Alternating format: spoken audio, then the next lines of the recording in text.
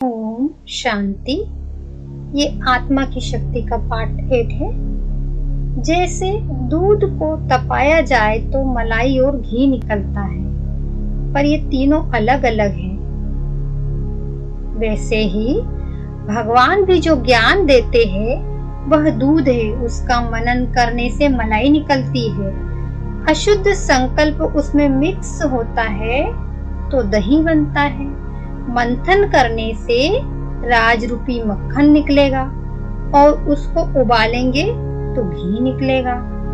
जब हम ये सब प्रोसेस करेंगे तब महाराजा बनेंगे। अभी दही खाओ, छाछ पियो, मक्खन खाओ व घी खाओ, आपके ऊपर है। जिस प्रकार धातुएं तपकर रसायन और भस्म बनती है, हिमालय की बर्फ तपकर गंगा व जमुना बनती है, खारा सागर तपकर मीठे जल वाले बादल बन जाते हैं, उसी प्रकार महान विभूति बनने के लिए तप करो। तप अर्थात सु उद्देश्य के लिए उस हद तक बढ़ चलना जिनमें भौतिक कष्टों की हंसते हंसते उपेक्षा की जा सके। 5 विकार मान शान, पद प्रतिष्ठा, हीनता, शारीरिक कष्टों के विचार बिल्कुल न आए, तभी हमारे संकल्प महान कार्य करने लगते हैं। ब्रह्मचार्य माना मनसा में भी विजय हो। ये विकार रूप बदलता है। यदि किसी के प्रति स्वप्न में भी जरा भी खिंचाव होता है, उसे भी जीतना है। ब्रह्मचार्य ही तप है, यही संपूर्णता है। इसे मन वचन और कर्म में पालन करना है। दूसरा तप है वाणी का, सीमित एवं उपयोगी मीठे कल्याणकारी बोल बोलना तथा मन में भी कटुता न हो। व्यंग उपहास सहने को तैयार हो। दूषित विचार उच्च स्तरीय प्रगति में अनेक विघ्न उत्पन्न करते हैं। दूषित विचार एक चट्टान है, दूसरों को झुठला सकते हैं, पर मन को कैसे बहकाया जाए। तिरस्कार, विरोध, असहयोग, उपेक्षा भी सख्त विकार है। विकारों से दुर्गंध निकलती है जो छिप नहीं सकती। हाथी को पालतू बनाने में कितना झंझट करना पड़ता है। शेर को सर्कस में करतब दिखाने के लिए कितनी मेहनत करनी पड़ती है। उतनी ही मेहनत मन को कुमार्ग से हटाने में लगती है। फिर मन बहुत अच्छा बन जाता है। आप जो कहो वही करता है। अच्छा मन, विकारों रहित मन जिसके पास हो, उसे संसार में किसी वस्तु की कमी नहीं रहती। उसे विश्व विजय ही माना जाता है। पार्ट 9 इंद्रिय जीत।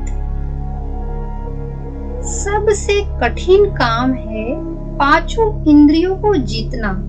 इसमें भी जीभ और अपवित्रता को जीतना। ये दोनों इंद्रियां सबको नचाती है। जिसने जीभ का स्वाद जीत लिया, उसने अपवित्रता को भी जीत लिया। क्योंकि अन्न की असर मन पर, मन की असर चित्त पर होती है, जहाँ से विचारों की उत्पत्ति होती है। इन 2 रसों पर भी विजय पानी है। सबसे मुश्किल तप है अपने ही हाथ का बनाया हुआ खाना।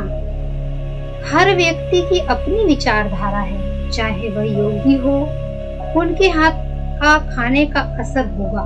इसलिए अपने हाथ का खाना बहुत बड़ा तप है।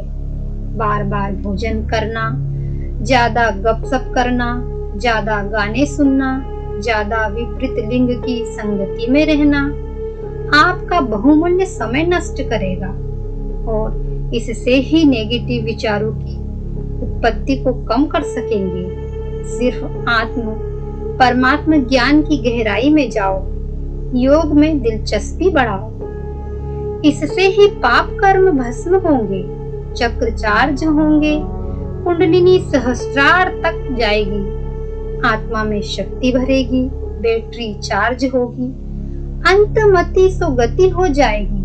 तो श्री कृष्ण के राज्य में जाने के लायक बनेंगे।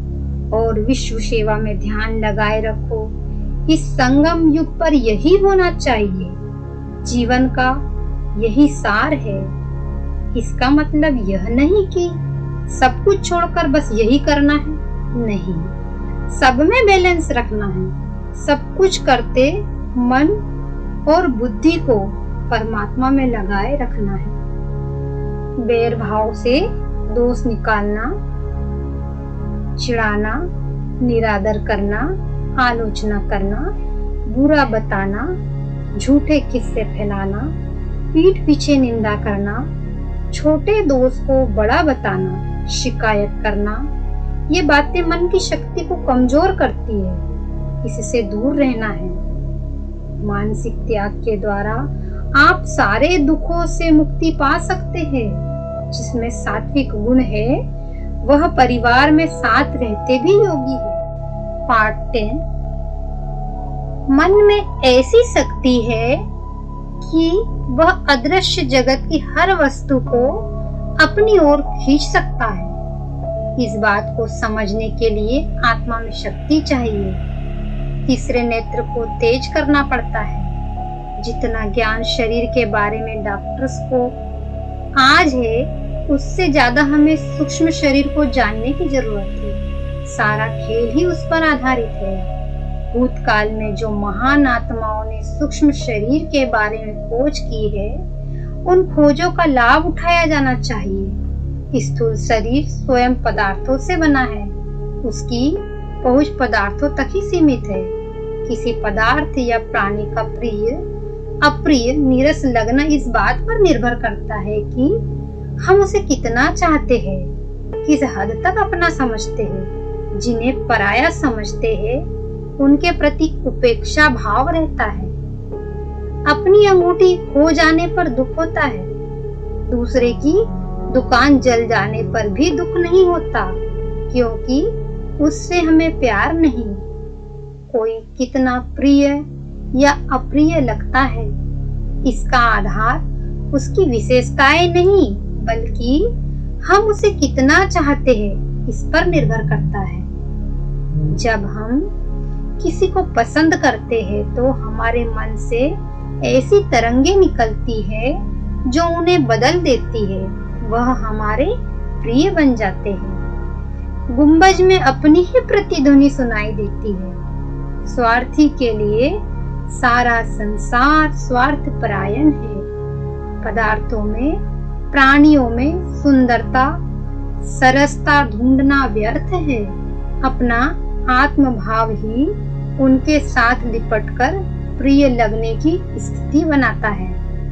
इस अपनेपन को संकीर्णता में ना बांधा जाए तो दिल का स्नेह विशाल विश्व को बदल सकता है। सिर्फ परिवार को, शरीर को अपना न मानकर पूरी सृष्टि अपनी ही है ऐसा माने तो इस संसार में खुशी का ठिकाना नहीं। और 11 स्नेह की शक्ति से परिवर्तन। दूसरों को अपने अनुकूल बनाना कठिन है, परंतु अगर हम दूसरों के प्रति अपना भाव बदल दें, अर्थात फीलिंग के साथ विचार करें, तो वे हमारे प्रभाव में आकर अपनापन निछावर कर देंगे। मांगने की अपेक्षा यदि देने की बात पूछी जाए तो अपने आप अंदर का आनंद उछल कर सब पर बिखर सकता है और दुनिया को स्वर्ग बना सकते हैं। मोटी लकड़ी को जमीन में गाड़ना कठिन होता है। लकड़ी की नोक पतली करनी पड़ती है। वर्मा यही काम करता है। इंजेक्शन की सुई पतली करनी पड़ती है। ऐसे ही मन की धार तेज करनी पड़ती है। मानसिक स्थिति के अनुसार परिस्थिति बनती है। प्रतिभा भीतर से उभरती है। व्यक्ति भीतर से निखरता है, बाहर तो उसकी प्रतिक्रिया मात्र होती है। एक सर्जन को शरीर के भीतरी अंगों को समझने की जरूरत होती है। व्यक्तित्व को सुधारने के लिए मन के अंदर की गतिविधि को समझना होगा। यह कुशलता एकाग्रता से आती है।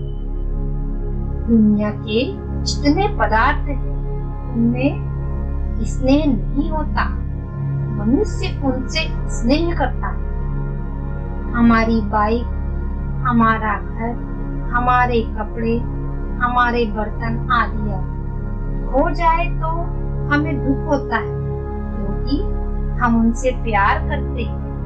दूसरों का चाहे कितना नुकसान हो जाए, हमें दुख नहीं होता जितना अपनी वस्तुओं के लिए होता है। वैसे ही मनुष्य को भी एक पदार्थ समझो, उन्हें जब हम प्यार करेंगे तो वो भी करेंगे। अगर हमें जो अच्छा लगता है वो देना सीख ले तो रिटर्न में भी हमें वही मिलेगा। बस जरूरत है संकल्पों को परिवर्तन करने की। जो विचार हम करते हैं वैसा ही वाइब्रेशन उत्पन्न होते हैं, हमारे आसपास घूमते हैं और व्यक्ति वस्तु सबको आकर्षित करता है। इसलिए जरूरत है हमें जीवन में जो चाहिए वही संकल्प चलाने। लेकिन हम उल्टा करते हैं, चाहिए सब कुछ अच्छा और सोचते हैं क्या। हम जब प्यार करने का विचार करते हैं तो वह विचार दूसरे व्यक्ति को आकर्षित करते हैं तथा वह स्नेह करने लगते हैं। जैसे हम स्नेह के विचार बदलते हैं तो वह भी स्नेह नहीं करते। जब कोई व्यक्ति लंबा समय बीमार हो जाए तो हम उससे स्नेह करना छोड़ देते हैं, वह बहुत बेचैन हो जाता है। बूढ़ों को लोग प्यार करना छोड़ देते हैं जिससे वे दुखी हो जाते हैं। इसलिए आप सभी के प्रति स्नेह का संकल्प करो, तभी वे तुम्हें स्नेह करने लगेंगे। अगर हम सोचते हैं ये दुनिया तो ऐसी ही है जहाँ स्नेह रहा ही नहीं, सब स्वार्थी है, तो सोचो हमें क्या मिलेगा, स्नेह या नफरत। ओम शांति।